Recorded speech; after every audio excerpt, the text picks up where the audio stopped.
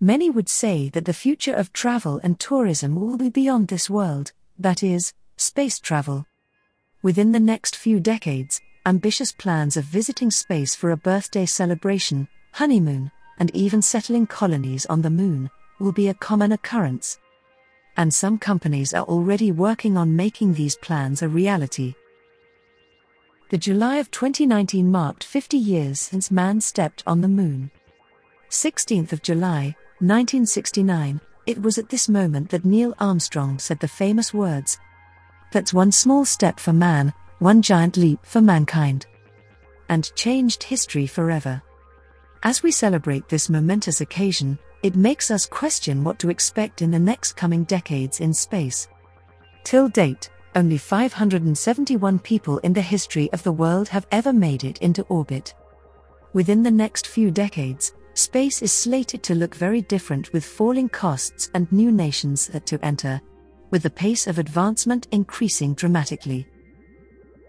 Although space tourism and communication networks are at the forefront of the agenda, over the long term it might even include mineral exploitation and even mass transportation of ferry space travelers to and from the Moon, Mars, and beyond. This far, the space industry has had a relatively narrow focus of trying to support and facilitate activities specific to supporting the Earth. These capabilities include various forms of satellites for communication, broadcasting, and navigation, such as the USA's Global Positioning System.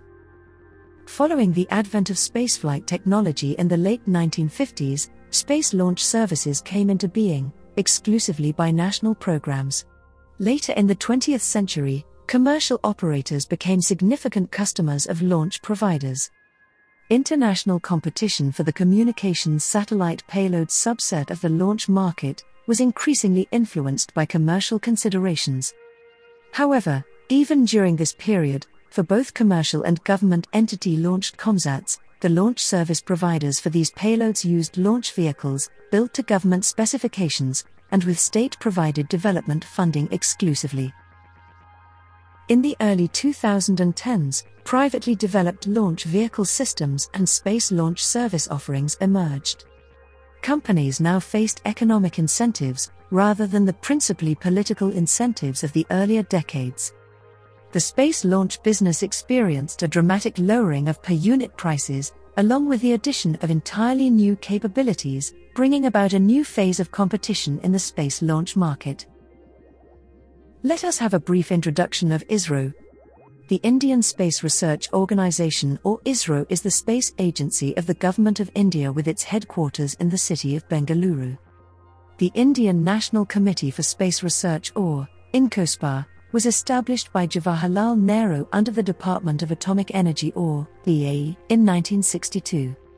INCOSPA grew and became ISRO in 1969, also under the DAE. In 1972, the Government of India had set up a Space Commission and the Department of Space, DOS, bringing ISRO under the DOS. The establishment of ISRO thus institutionalized space research activities in India.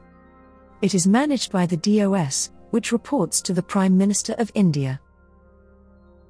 The history of ISRO. Although modern space research in India is traced to the 1920s, however, it was the period after 1945 that saw important developments being made in coordinated space research in India. Engineers were drawn from the Indian ordnance factories on deputation to harness their knowledge of propellants and advanced metallurgy, as the ordnance factories were the only organizations specializing in these technologies at that time. In 1957, the Soviet Union launched Sputnik 1 and opened up possibilities for the rest of the world to conduct a space launch. Let us now have a brief introduction to NASA as well. The National Aeronautics and Space Administration is an independent agency of the United States federal government, responsible for the civilian space program, as well as aeronautics and space research.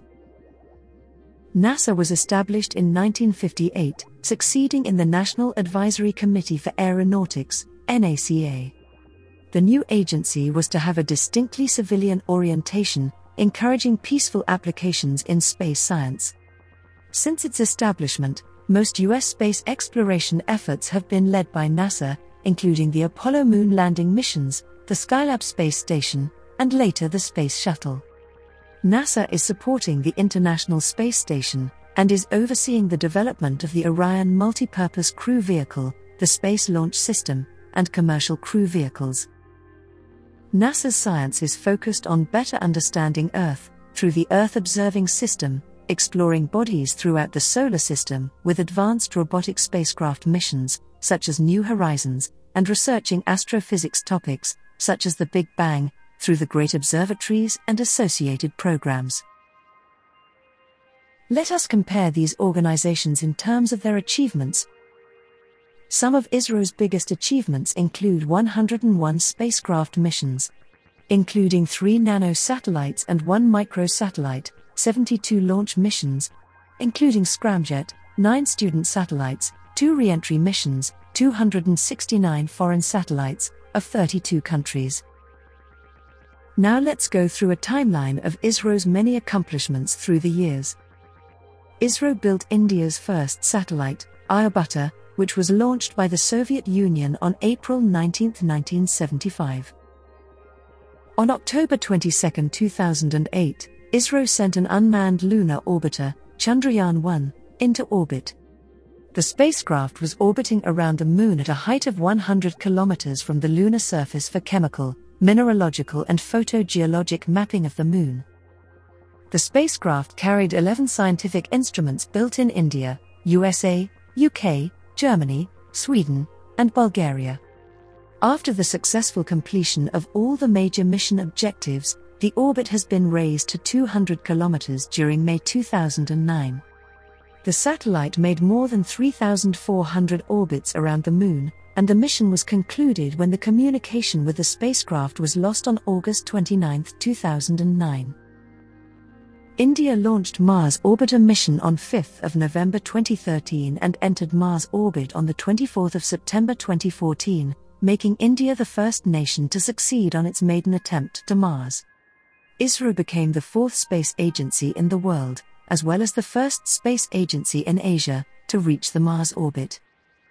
On 15 February 2017, ISRO launched 104 satellites in a single rocket, PSLV C-37, making a world record.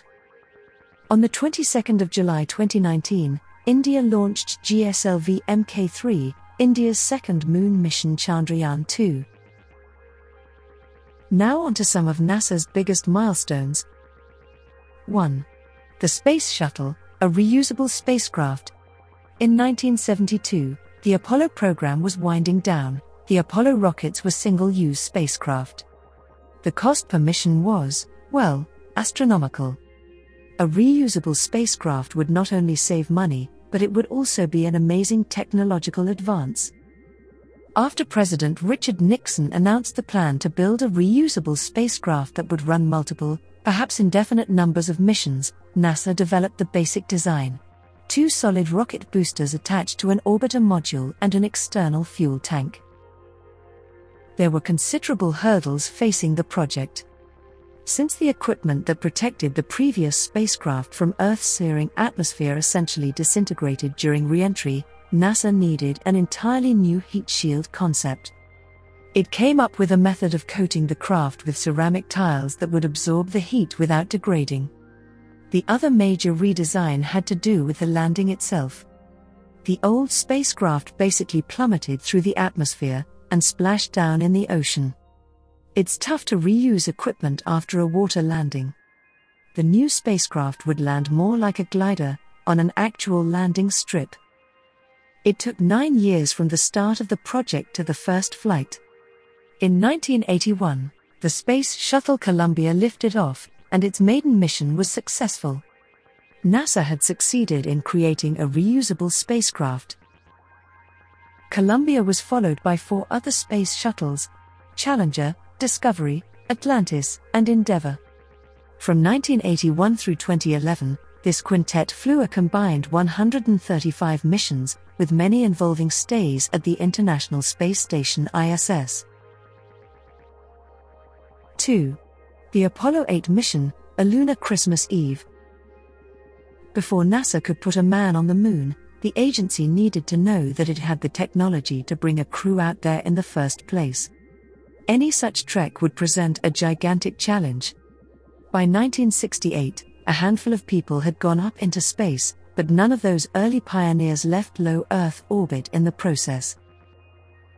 NASA was facing political pressure to execute an American moon landing before the decade ended. Time was running out. So on August 19, 1968, the administration announced that a manned, fly-by trip around the moon would be attempted that December. Astronauts Frank Borman, James A. Lovell, and William Anders, who'd been preparing themselves for a very different kind of mission, were assigned to this endeavor. After an intense training period, the three men boarded a 363-foot Saturn V rocket and were launched into space on December 21, 1968. The Apollo 8 mission had formally begun. 3 days later, the Apollo 8 crew reached their destination, entering lunar orbit on December 24.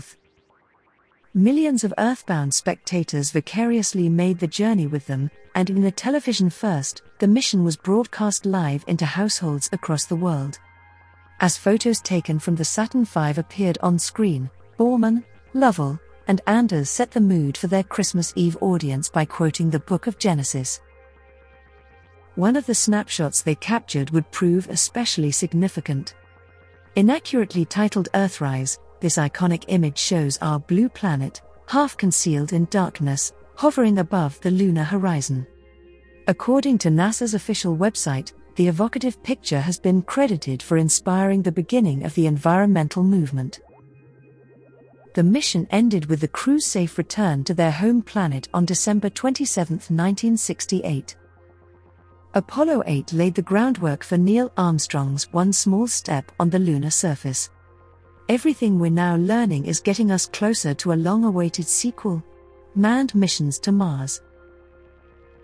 Let us tell you an additional fact about the space pen legend.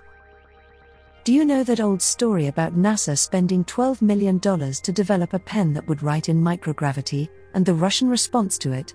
We just use pencils. Well, it's an urban legend. In fact, the pen was developed privately, by Fisher Pen Company, with no prompting by NASA. The company spent $1 million to develop a pressurized pen that would work in microgravity, and both the US and Russian space agencies bought them at $6 apiece. Using pencils in space, which both agencies did before the Fisher Space Pen, worried them because pencil dust could float around the cabin. NASA sent the first space pens up with the Apollo astronauts. 3. The Mars Science Laboratory, a rockhound on the red planet. Let's talk about the Curiosity rover. In 1997, NASA's Mars Pathfinder became the first spacecraft to land on another planet without first orbiting it. One of the Pathfinder's most ambitious successors is the Mars Science Laboratory, a $2.5 billion probe whose main attraction is a six-wheeled rover named Curiosity. Earlier rovers were powered by solar panels, which left them at the mercy of Martian dust storms and low light periods. Curiosity sidesteps those problems by using plutonium to generate electricity. Weighing 1,982 pounds, 899 kilograms, it's 10 feet long, 9 feet wide and 7 feet tall. That makes the vehicle 4 times heavier, and twice as long, as two of the rovers that preceded it to Mars, namely the Spirit and the Opportunity. On August 6, 2012, the Martian Science Laboratory successfully touched down on the red planet's surface. It spent the last few years examining the geology and climate of our closest planetary neighbor. Among other things, Curiosity has found compelling evidence to indicate that both liquid water and organic molecules could have once existed on Mars. 4. Freedom 7, the first American in space. The first American astronaut to orbit the Earth was Alan Shepard, and he left Earth on May 5, 1961. He wasn't the first human in space. A Soviet astronaut named Yuri Gagarin has that distinction. But Shepard was NASA's entry into the annals of human spaceflight. It was a nervous day for NASA. The countdown, divided into two parts, so Shepard and the launch crew could obtain some rest before the moment of truth came, took more than 24 hours. NASA halted it several times for minor equipment checks, and finally it was 15 minutes to liftoff. Shepard was on board, the pilots of the launch vehicle were ready, and all systems were go.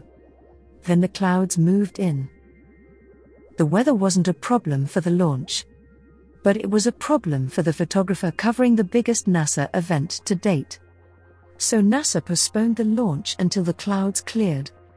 As they waited, one of the orbiter's power inverters showed signs of trouble, and engineers fixed the problem in 86 minutes. Then the countdown began again. Once more, there was an interruption at T15, this time because NASA opted to double-check a piece of navigation equipment. The rest of the countdown went smoothly and the launch, at 9:34 a.m., went off without a hitch. Shepard reached Earth's orbit at an altitude of 116.5 miles or 187.5 kilometers. He spent 15 minutes and 28 seconds up there, traveling 303 miles or 487 kilometers, around the Earth at 5,134 miles per hour or 8,262 kilometers per hour.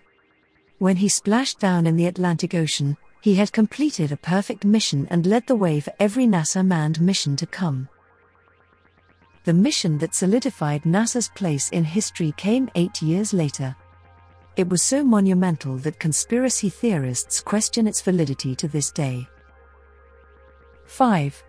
Apollo 11, a walk on the moon. Just 20 days after Alan Shepard orbited the Earth, President John F. Kennedy announced the mission that would be NASA's greatest achievement: America was going to the moon. In response, NASA initiated the Apollo space program. It took 8 years to realize Kennedy's stated goal. Apollo 1 in 1967 was a disaster. All 3 astronauts on board died in a fire on the launch pad. Over the next 2 years, NASA ran 9 more missions, testing various aspects of the operation. The work moved quickly. When equipment delays came up, NASA just switched to other equipment.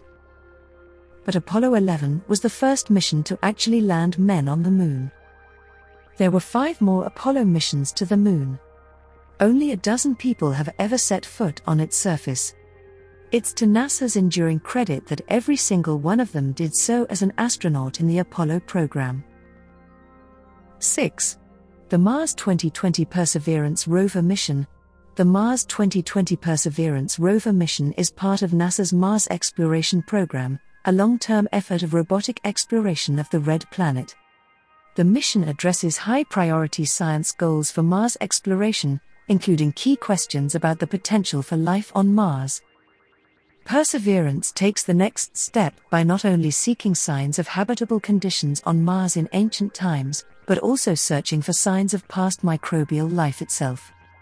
The rover introduces a drill that can collect core samples of the most promising rocks and soils and set them aside in a cache on the surface of Mars. A future mission could potentially return these samples to Earth. That would help scientists study the samples in laboratories with special room-sized equipment that would be too large to take to Mars. The mission also provides opportunities to gather knowledge and demonstrate technologies that address the challenges of future human expeditions to Mars. These include testing a method for producing oxygen from the atmosphere of Mars, identifying other resources such as subsurface water, improving landing techniques, and characterizing weather, dust, and other potential environmental conditions that could affect future astronauts living and working on Mars. Let us now know about the funding of these organizations. The government has allocated 13,479 crore for the Indian Space Research Organisation, ISRO, for the financial year 2020-21. While revenue for the Department of Space is estimated at a little more than 5,704 crore, the government has proposed a capital allocation of nearly 7,775 crore in the budget. The budget allocation is 3% higher than the revised allocation last year and comes at a time when ISRO is working on many ambitious missions and projects including Chandrayaan-3, Gaganyaan, and a new port in Tamil Nadu for small satellite launch vehicles. For 2019 to 2020, the government had announced a total allocation of 13,139 crore. Analysts said, though the allocation seems like a status quo, the government should have allocated more since ISRO has multiple programs. NASA's budget for fiscal year 2020 was $22.6 billion. It represented 0.48% of the $4.7 trillion the United States planned to spend in the fiscal year. Since its inception, the United States has spent nearly $650 billion on NASA. The American public, on average, believes NASA's budget has a much larger share of the federal budget than it actually does. A 1997 poll reported that Americans had an average estimate of 20% for NASA's share of the federal budget, far higher than the actual 0.5% to under 1% that has been maintained throughout the late 90s and first decade of the 2000s. It is estimated that most Americans spent less than $9 on NASA through personal income tax in 2009. Now let's talk about some key points of difference between ISRO and NASA. 1. NASA is a space administration agency, whereas ISRO is a research agency. 2. NASA manages or administers all space projects by buying the materials needed for the construction of satellites and rockets from outside agencies, whereas ISRO develops rockets and satellites all by themselves, in their organization and its subsidiary organization. 3. NASA has an estimated annual budget of $22.6 billion, whereas ISRO has an annual budget of $2 billion. 4. NASA has launched over 200 successful manned missions and above 1,000 successful unmanned missions till date, in which 2 of the manned missions were unsuccessful. The Challenger disaster in 1986 and Columbia disaster in 2003 were the 2 missions which ended in a failure, paying lives of all crew members on board, including Indian origin Kalpana Chawla from Columbia. At the same time, ISRO has carried out 84 spacecraft missions, 59 launch missions till date, in which 8 have been failures and 4 were partially successful. 5. Most of the first launches by NASA were successful, whereas most of the first launches by ISRO were a failure. But ISRO scientists fixed those problems and then those systems performed exceptionally well. 6. NASA is mostly based on research-oriented missions, whereas ISRO is mostly based on development-oriented like communication, weather forecasting satellites, etc. 7. NASA's technologies are highly advanced when compared to the technology used by ISRO. For example, the cryogenic technology used by NASA for Apollo mission was used by ISRO in late 1980s. Let us discuss their competency in global space research. By the way of working and administration, NASA and ISRO have different approaches. 1. Most of the projects undertaken by NASA are in collaboration with many countries and space agencies. At the same time, India is single-handedly executing their projects. 2. There are many Indians who are working for NASA along with members from other countries. It clearly means that NASA absorbs talented fellows from here and provide them with better opportunities and facilities. ISRO, at the same time, has the majority of its workforce as Indian citizens. 3. While considering the success rate of any mission, ISRO tops the list. PSLV launched by ISRO has a success rate of about 93%. 4. ISRO's Mangalyaan mission or Mars Orbiter mission, MOM, had a total expenditure of around $74 million, while the MAVEN mission by NASA for Mars had a total expenditure of $672 million. With this, India set the record for the least expensive Mars mission till date. It costs only 11% of NASA's Mars orbiter's cost. Their future cooperation in space research can be explained with these points. 1.